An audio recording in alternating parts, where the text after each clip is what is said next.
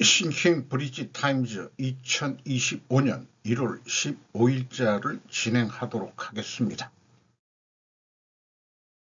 오늘의 편집 내용 제목들입니다.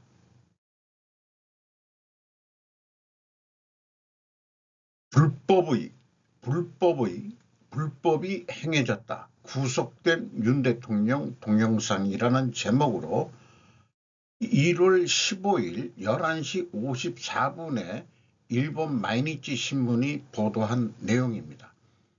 15일 내란 혐의로 체포된 한국의 윤석열 대통령은 이날 대국민 메시지를 동영상으로 발표했다. 국내 뉴스에서 이렇게 메시지 전문을 보도한 매체가 없는데 일본 마이니치 신문이 그 동영상을 일본말로 전문 번역한 것을 다시 AI가 번역한 것을 가져왔습니다. 존경하는 국민 여러분, 그동안 잘 지내셨습니까? 저를 응원해 주시고 많은 지지를 보내주신 것에 대해 정말 감사의 말씀을 전합니다. 안타깝게도 이 나라에서는 법이 모두 무너져 버렸어요. 수사권이 없는 기관에 체포영장이 발부되고 또 영장 심사권이 없는 법원이 체포영장과 압수수색 영장을 발부하는 것을 보면서, 그리고 수사기관이 거짓 공문서를 발부해 국민들을 속이는 이런 불법 행위가 자행되고 무효의 영장에 의해 절차가 강압적으로 집행되는 것을 보면서 정말 개탄할 수밖에 없습니다. 제가 이런 불이익을 받더라도 국민 여러분이 앞으로 형사사건을 겪었을 때 이런 일이 정말 없었으면 좋겠습니다. 저는 오늘 이들이 경호 보안구역에 소방장비를 동원해 침입하는 것을 보고 볼썽사나운 유혈사태를 막기 위해 불법 수사이긴 하지만 일단 고위 범죄수사청 출두에 응하기로 했습니다. 하지만 저는 이 고수청의 수사를 인정하는 것이 아닙니다. 대한민국의 헌법과 법체제를 수호해야 할 대통령으로서 이런 불법적이고 무효한 절차에 응하는 것은 이를 인정하겠다는 것이 아니라 볼썽사나운 유혈사태를 막겠다는 마음뿐입니다. 국민 여러분께 그동안 특히 젊은이들이 자유민주주의 소중함을 진정으로 재인식하게 되고 이에 대한 열정을 보여주신 것을 보면서 저는 지금은 법이 무너지고 칠흑 같은 어두운 시기이지만 이 나라의 미래에는 희망이 있다는 생각을 갖게 되었습니다. 국민 여러분, 부디 건강하시고 힘내시기 바랍니다. 감사합니다. 윤 대통령 10시 33분에 체포, 관저 떠나 공수처 도착. 김민소 기자가 조선비지에서 1월 15일 11시 21분에 보도했습니다. 현지 대통령 체포는 헌정사상 처음. 윤 대통령 비상계엄 관련 내란 우두머리 혐의. 관저에서 차량으로 이동 10시 53분 공수처 도착. 공수처에 도착한 모습입니다. 한국 윤 대통령에 대한 구속영장을 집행하고 있는 합동수사본부 수사원들이 관저로 이어지는 길을 막고 있던 대통령 경호청 차량을 사다리로 넘겼다고 한국 언론이 보도했다고 일본 TBS 텔레비전의 보도 내용을 가져왔습니다. 앞서 윤 대통령은 10시 48분께 국민께 드리는 말씀을 내고 공수처와 경찰이 경호 보안구역을 소방장비를 동원해서 침입해 들어오는 것을 보고 이 고가 사다리를 넘어가는 것을 이용한 모양이에요. 불미스러운 유혈 사태를 막기 위해서 일단 불법 수사이기는 하지만 공수처 출석에 응하기로 했다고 밝혔다. 여러 뉴스들이 연달아 나왔는데 제목만 발췌를 했습니다. 국민들 다치지 않아야 윤 관저 떠나기 전 꺼낸 마지막 말. 윤 공수처 영상조사실에서 조사, 진술 거부권 행사할 듯. 윤 대통령 유혈 사태 막기 위해 공수처 출석 응하기로. 윤 출석 협의 소식에 지지자 도로에 눕고 경찰과 충돌. 드라마보다 100배 더 재밌다. 중국 윤 체포영장 집행 보도. 한국 대통령 몇 주간의 대치크 때 반부패 수사관들에 의해 체포됨. 백아원, 소윤정, 시몬 메카시, 렉스 하비, 맥스 솔트먼 5명의 기자가 취재한 거를 CNN에서 보도를 했습니다. 오전 11시 30분입니다. 한국 반부패 기관에 따르면 지난달 대통령의 충격 계엄령으로 시작된 일주일간의 정치적 사극의 최신장에서 윤석열 한국 대통령이 신문을 위해 체포되었습니다. 윤 씨는 수요일 아침 차량 행렬을 타고 수사관들과 함께 주거지를 떠나 구금되었는데, 이는 한국에서 현직 대통령에 대한 이러한 조치가 내려진 첫 번째 사례입니다. 윤 씨는 자신의 계엄 선언과 관련된 여러 조사에서 신문을 받기 위해 수배 중입니다. 여기에는 반란을 주도했다는 혐의, 내란죄죠. 무기징역 또는 사형에 처해질 수 있는 범죄가 포함됩니다. 체포된 후 윤 씨는 수요일 사전 녹화된 영상 메시지를 공개하며 자신에 대한 조사를 불법이라고 일축하고 이 나라에서는 법이 모두 위반되고 있다고 말했습니다. 영장을 통해 수사관들은 윤 씨를 최대 48시간 동안 구금할 수 있습니다. CIO, 이게 공수처를 얘기합니다. 그를 추가로 구금하기 위해서는 그 기간 내에 체포영장을 신청해야 합니다.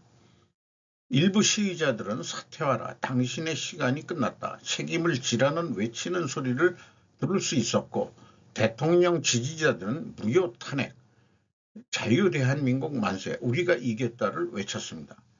계엄령 선포에 대한 얘기를 다시 소개하고 있는데, 이 표현이 윤 의원 이런 식으로 돼 있어서 제가 다 대통령은 너무 길고 일본에서 번역한 거니까 프레지던트를 저는 옛날 우리나라의 칸으로 그냥 표현하기로 했습니다. 우두머리라는 뜻이죠. 우두머리, 칸. 우두머리, 우리말은 사실은 높임말인데, 그게 그 사대주에 의해서 한자로 쓰면은 좋은 말이고, 옛날 우리말로 쓰면은 좀 천박한 말로 그렇게 된 우리가 사대주의에 물들어 있죠, 실질적으로.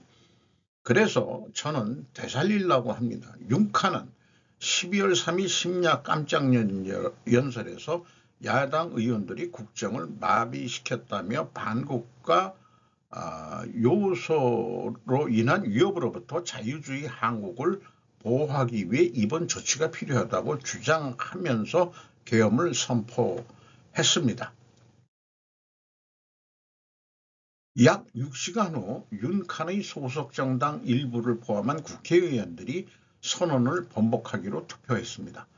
윤칸의 명령은 정치적 스펙트럼 전반에 걸쳐 대중과 의원들의 거센 반발에 직면하여 국가의 권위주의적 과거에 대한 아픈 기억을 되살렸다. 윤칸은 미국 최고 법원 중 하나에서 진행 중인 조사와 탄핵 재판에도 불구하고 여전히 도전적인 태도를 유지하고 있다.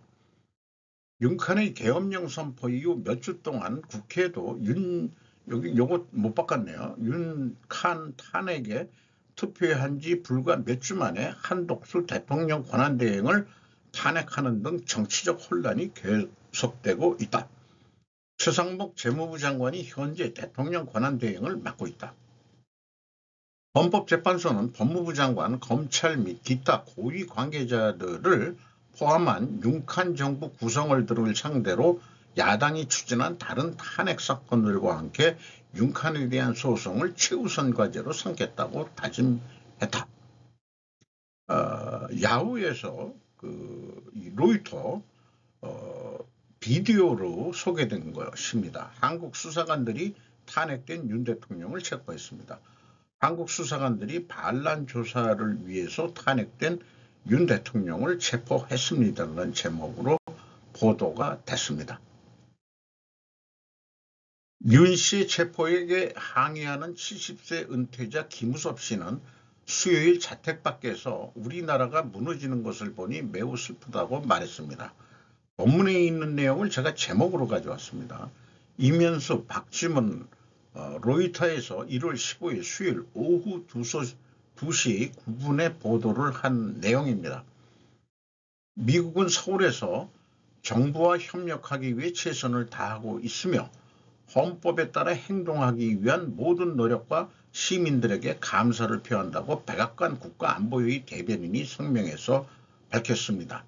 이웃 일본의 최고 정부 대변인 하야시 요시마사는 1일 뉴스 브리핑에서 도쿄가 특별하고 진지한 관심을 가지고 한국의 상황을 주시하고 있다고 말했습니다. 위에 있는 그 은퇴자 김우섭 씨의 얘기인데 저는 여전히 트럼프가 우리 대통령을 지지해 줄 것이라는 기대가 큽니다. 선거 사기는 공통점이 있지만 미국도 중국과 싸우기 위해 한국이 필요합니다라고 그는 말했습니다. 여론조사에 따르면 대다수의 한국인이 윤 전 총장의 계엄령 선포를 반대하고 탄핵을 지지하지만 정치적 대치 상황은 윤 전 총장 지지자들에게 산소를 공급했고 국민의힘은 최근 몇 주 동안 부활했습니다. 월요일에 발표된 최신 리얼리티 여론조사에서 PPP에 대한 지지율은 40.8%였으며 제1야당인 민주당의 지지율은 42.2%로 지난주 10.8%에서 오차 범위 내로 떨어졌다고 여론조사는 밝혔습니다. 여기에 기여한 기자들의 이름을 모두 로이터는 표기를 하고 있습니다. 서울의 이면수, 조이스, 이주민, 박주민, 신현희, 신시아, 킴, 워싱턴의 트레버, 헌니컷, 도쿄의 카오리 가네코 기자, 에드 데이비스, 산드라 말론, 마이클 페리 기자 등 다 기사를 공동의 이름으로 보도를 했습니다. 그만큼 신중하게 내겠다는 의지로도 보입니다.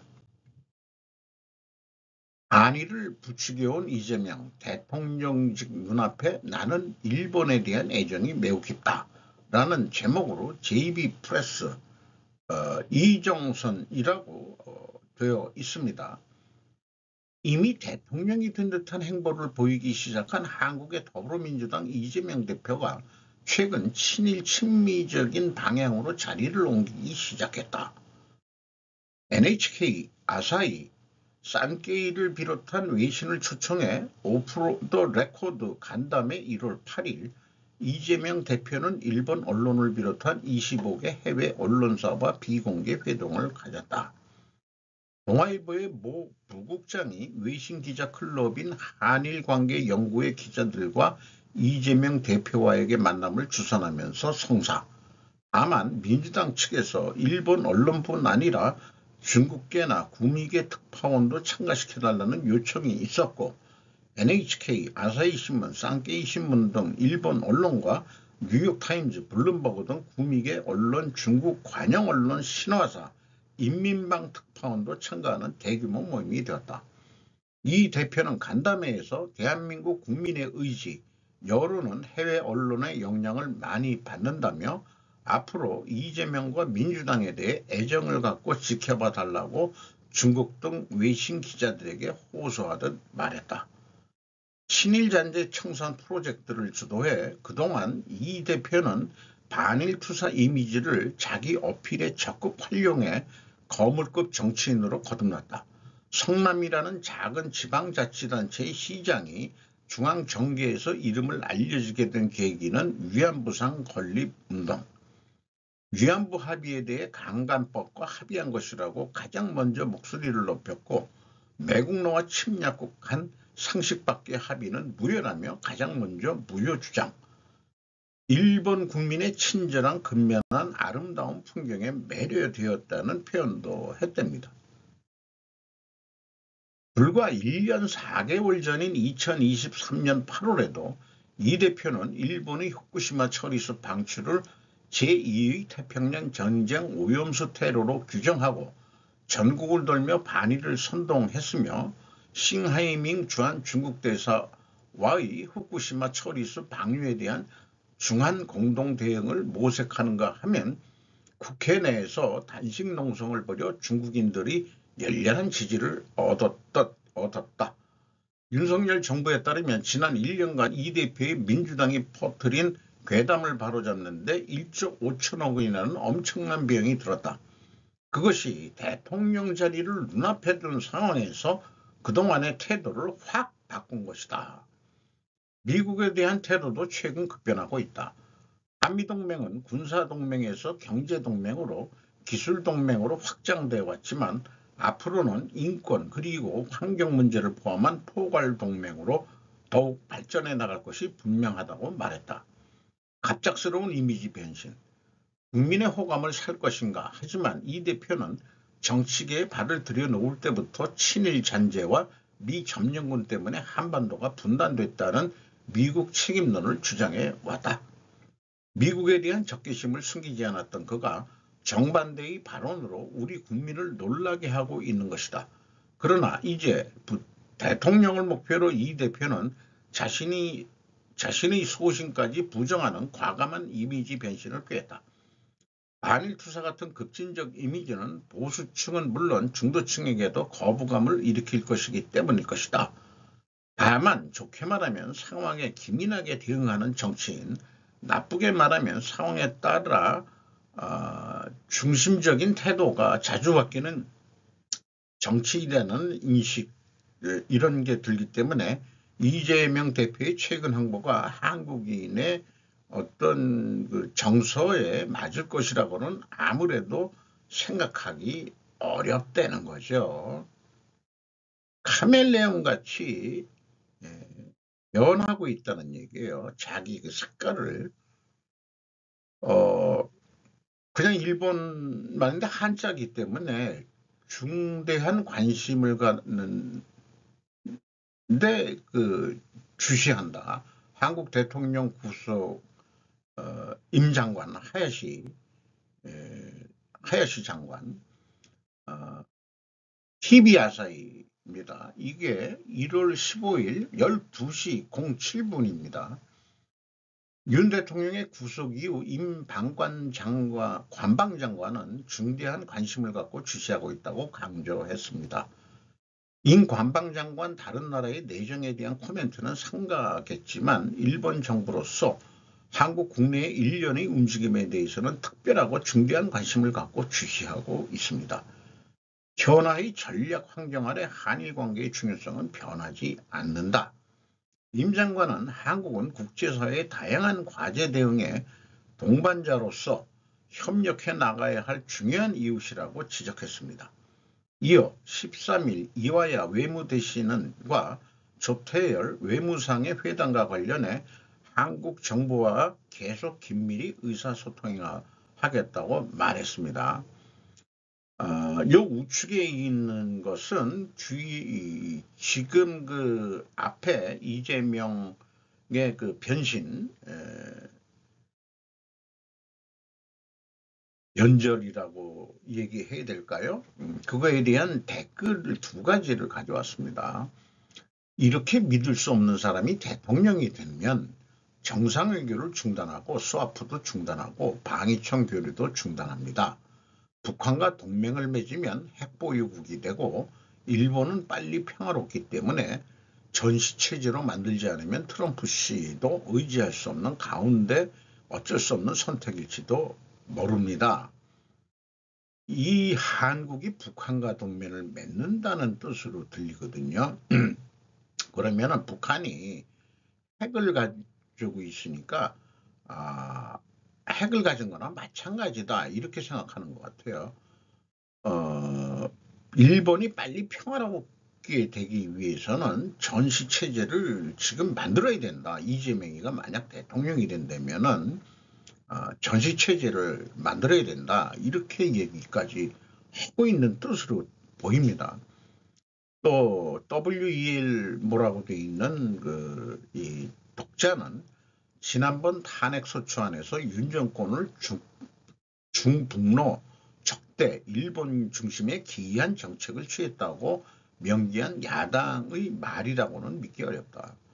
또한 결국 다케시마나 역사 문제에 대해서도 변함없는 입장을 가지고 있는 것 같고, 일본도 지금까지 반복적인 양보와 적대의 전례를 교훈화하고 좌파 정권의 탄생 가능성을 고려해 새로운 카드를 준비하는 것이 좋다고 생각한다. 이런 거네요. 미국을 위한 나의 꿈 동맹 1부, 2부를 또 자기가 발표할 모양인데, 피터 자이안 지정학자 1월 14일 뉴스 레터입니다. 실질적으로 일주일 후에 공개되는 겁니다. 그러니까 한 1월 7일 날 견해죠. 제2상적인 미국 동맹 시스템을 상상할 때 저는 안정적이고 안전하며 경제적으로 보완적인 국가들에 집중합니다. 이 두 부분으로 구성된 시리즈는 일부는 안전한 베팅에 중점을 둡니다. 요즘 베팅이라는 게 유행하네요. 내부원은 캐나다, 영국, 호주, 뉴질랜드로 구성될 것입니다. 물론 우리는 모두 영어를 구사하고 해군 중심이지만 오랜 협력의 역사도 가지고 있습니다. 그리고 이러한 각 지역은 경제적으로 탄력적이고 소비주도적이며 글로벌 인구 문제로부터 상대적으로 격리되어 있습니다. 다음 목록에는 멕시코와 베트남이 있습니다. 멕시코는 우리의 최대 무역 파트너이며 멕시코와의 보다 총체적인 관계를 발전시키는 것이 미국에 큰 도움이 될 것입니다.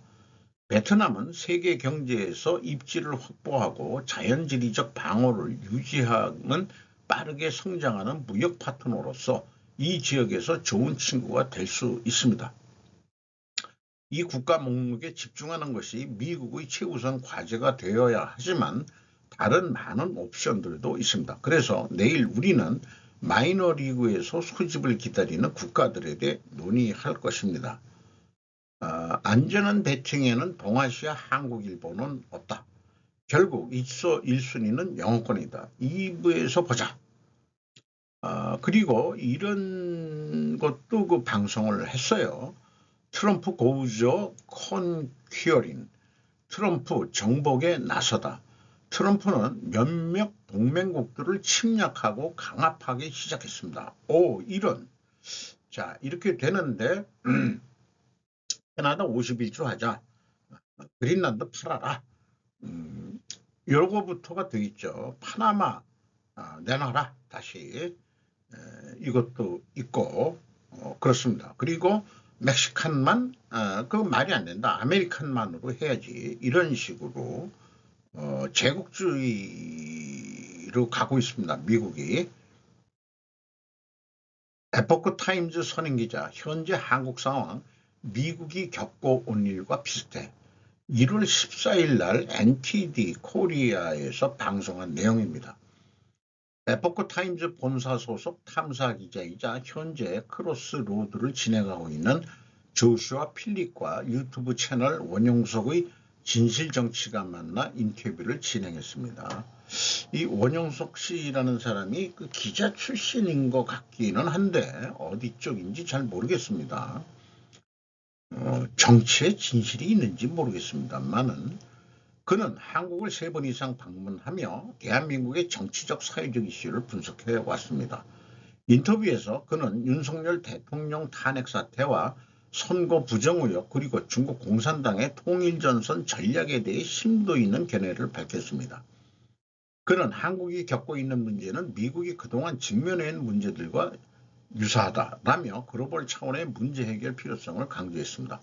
또한 중국 공산당이 한류를 위협으로 간주하며 연예 사업에 침투하려는 시도를 하고 있다라는 충격적인 내용을 전하며 동북공정과 한국의 문화적 가치를 둘러싼 갈등을 다뤘습니다. 충격적인 내용이긴 미리 우리도 알고 있는 건데, 자관 카카오도 텐센트 그 계열사가 이 자본 투자를 하고 있고, 뭐 금호타이어 같은 거는 이제 중국 자본이 먹었고, 뭐 많이 침투해 있죠. 그 중국 그리고 그 미국 외국 자본들은 미국 자본들은 대부분 주식으로 투자를 하고 있죠.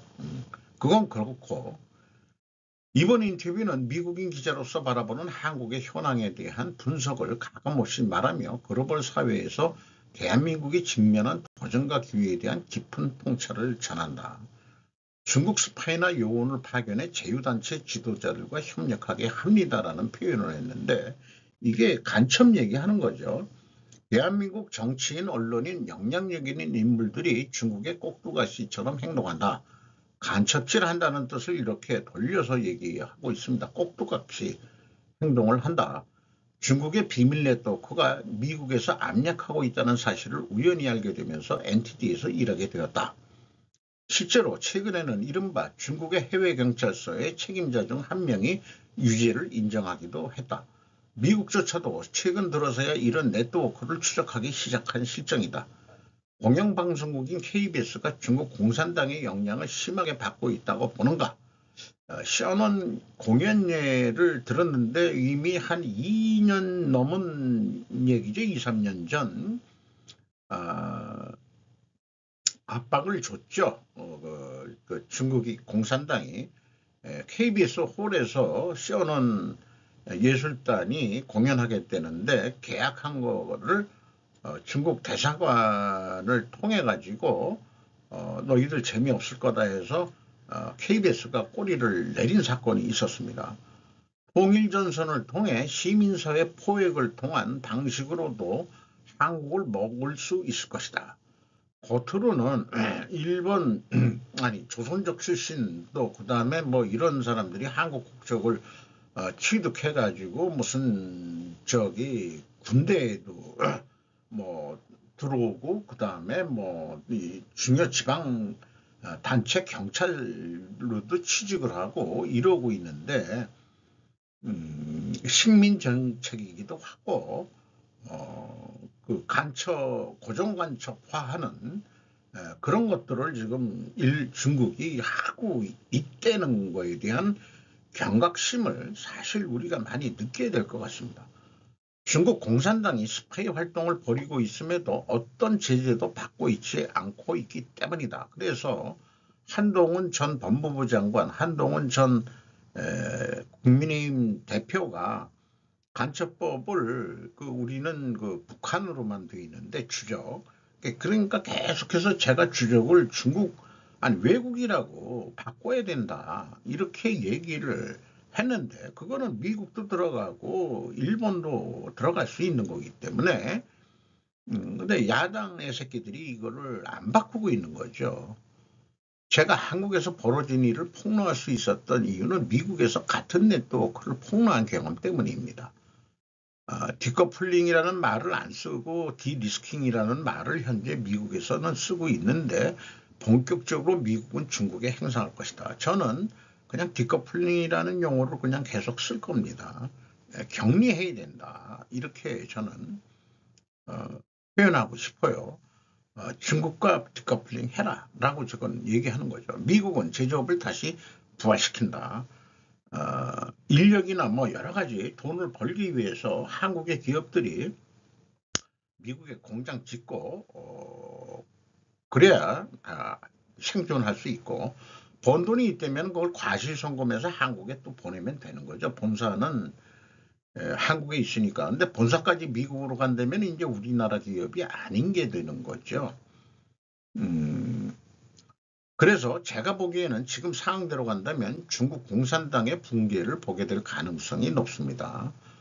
이 부활시킨다 점에서 그 이후로 여러 가지 지금 민주당 정부나 이 차기 또 트럼프 2기 때 중국에 압력을 가하고 하는 방법들에 의해서 중국 죽이기를 계속해 나갈 것이라는 얘기고, 또 그런 것 때문만 아니고 중국의 인구 구조 때문이라도 고령화 이런 것 때문에 더 이상 안 된다. 그래서 중국이 지금 살기 위해서 계속 그 생산성, 그러니까 원가 회계 패러다임에 빠져가지고 과잉 생산을 해내는데 공장을 돌려서 GDP를 유지해야 되니까 그게 세계 불황의 원인이 과잉 생산이었습니다. 이게 중국이 지금 이대로 간다면 세계 불황이 일어나고 세계 불황의 결과는 세계 대전으로 나타날 것입니다. 역사가 그렇다는 얘기예요. 그러니까 중국이 지금 방식으로 간다 그러면은 세계 대전이 일어납니다. 과잉 생산으로 가기 때문에 그 경제를 다 망가뜨리는 거죠. 우리나라 뭐 철강도 마찬가지입니다. 그래서 철강협회가 5년 만에 뭉친 철강업계 글로벌 통상변화 대응 해법 모색 표현들은 뭐 여러 가지 EU 탄소 국경 조정제도, 미국 청정 경쟁법 뭐 이렇게 얘기를 하고 있고, 하지만은 중국의 과잉 생산 덤핑 때문에 죽을 지경이에요 지금. 그래서 5군데의 그 철강업체 대표 포스코, 현대제철, KG스틸, 세제강, TCC스틸, 철강업은 저희 아주 거의 1순위 관심 업체이기 때문에 지금 뭐 3분기 거 실적 분석해봐야 그렇고 2024년도 실적들이 뭐 3월달이나 돼야 나오겠지만은 주로 비철금속과 철강 이쪽으로 기본 우리나라 기초소재 기간산업을 만들기 위한 이런 것들을 이런 기업들을 좀 분석해보고 싶어요. 지금 얘기한 대로 지금 철강업체도 힘든 거는 결론은 중국의 과잉 생산에 의한 덤핑 수출입니다. 그것이 위기다. 현재 이렇게 보아집니다. 앱이 금지되면 휴대폰의 틱톡은 어떻게 되나요? 메간 셀룰러 CBS 뉴스에서 어쨌든 틱톡이 미국이 언론의 자유 이런 거 말고 틱톡 그거 안 돼. 이런 쪽으로 결국 된다는 얘기예요. 그래서 그 방법 중에 하나는 일론 머스크가 틱톡의 미국 사업부를 인수해서 피할 수도 있다. 그런데 이게 법으로서 이 틱톡을 미국 내에서는 안 된다 한다면은 업데이트가 안 되기 때문에 자연적으로 사용자가 줄어들 것이다. 이렇게 좀 얘기하고 무료 VPN이라는 그런 걸 통해서 틱톡을 할 수는 있지만은 굳이 뭐 그런 거 할 필요 있냐? 유튜브에 쇼츠나 인스타그램에 릴즈 같은 거로 하면 되고, 한국에는 카톡도 있지만은 근데 이게 카톡이 또 이게 중국 자본이 들어와서 이거 우리나라 개인정보 다 털리고 있는 걸 거예요 아마. 편하긴 편하진데 카톡이라는 게. 어쨌든 그리고 거기에 또 유사한 상하이에 본사를 둔 중국어 소셜미디어 레드노트라는 이게 공산국가에서 레드노트라고 이름을 붙인 모양이에요. 틱톡과 많은 유사점이 있는 그런 또 앱도 있다라고 소개를 해주고 있습니다. 자, 오늘이 1월 15일인데 보통 보름 지나서 2024년 경영실적에 대한 영업 잠정 실적 공시들이 많이 나오는데요. 그 중에서도 주로 매출액 또는 손익구조 30%, 대규모 법인은 15% 이상 변경 시 공시해야 할 변경 원인 설명 공시 수준이라고 제가 제목을 좀 붙여봐서 한 3일 정도 좀 일찍 공시한 업체들 거를 했는데 삼성전자는 이미 했습니다만은 여기 해당 안 되기 때문에 30% 이상 변경에 안 되기 때문에 원인 설명 이런 건 없었는데 HD 현대마린 엔진이 이런 거를 이 30% 이상 변동에 해당하기 때문에 성적이 아주 좋아졌죠. 그래서 그러면은 주요 원인을 뭐라고 얘기하고 있냐? 선박 엔진 물량 증대로 인한 매출 및 손익 증가. 충분히 그러면은 우리가 상식적으로 이해가 되겠죠. 그리고 그 세전이익의 원인은 증가한 것은 차입금 상환을 통한 금융비용 감소. 그러니까 영업이익 중심으로만 저는 소개를 하겠어요.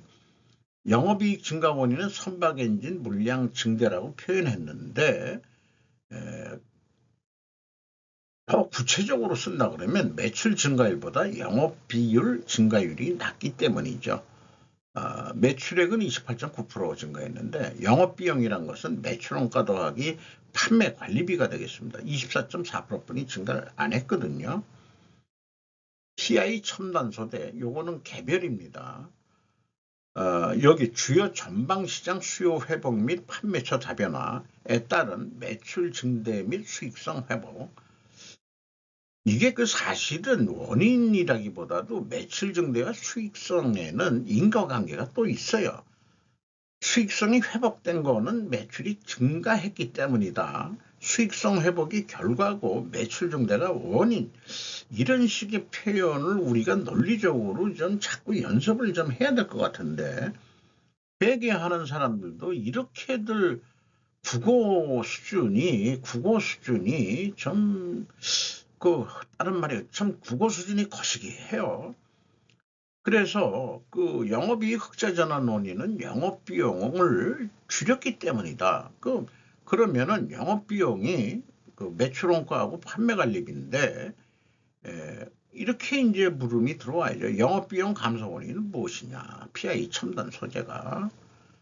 그러면 미리 알려줄 수 없냐 이게 기업체에서. 그래야 주가 관리를 하는데 도움이 되지 않겠냐. 자꾸 추상적인 용어들로 하는 거예요.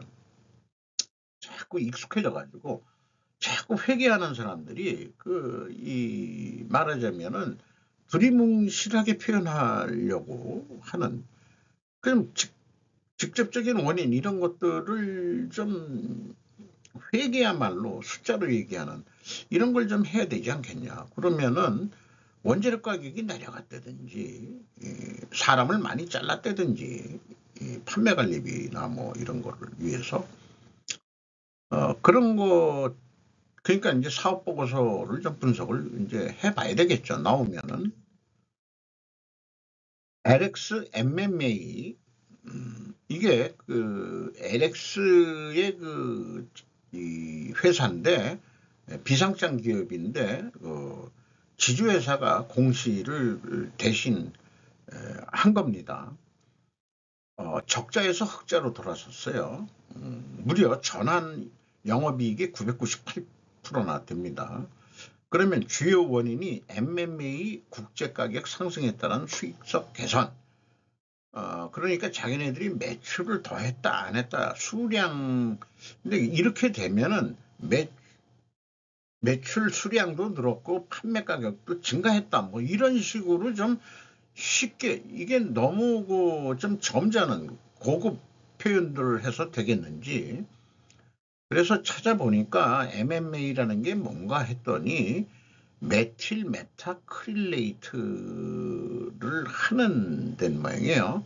이 회사는 일본의 스미토모 화학 및 일본 총매와 합작 추다 계약을 해서만.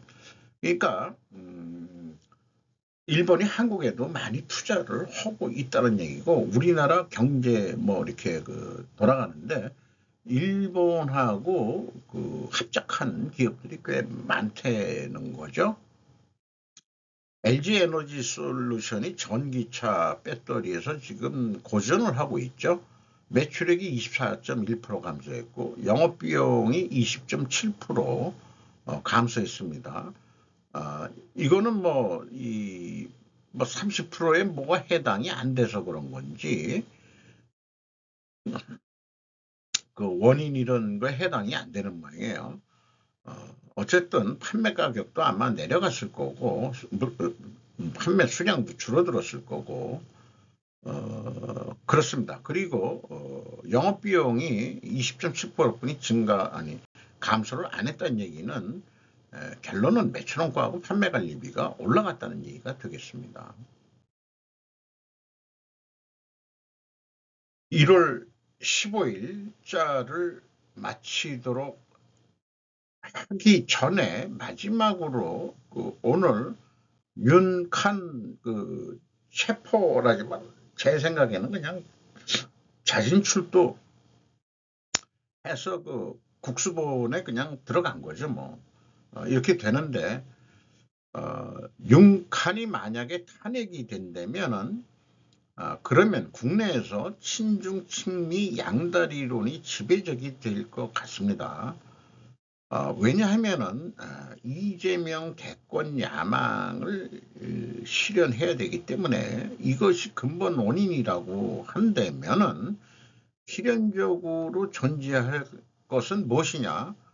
그러면은 이재명이가 차기 대통령이 될 것이냐라고 일반적으로 생각할지 모르지만은 이재명의 그 대권 야망 때문에 필연적으로 나타날 결과는 저는 조기 대선의 결과는 모른다.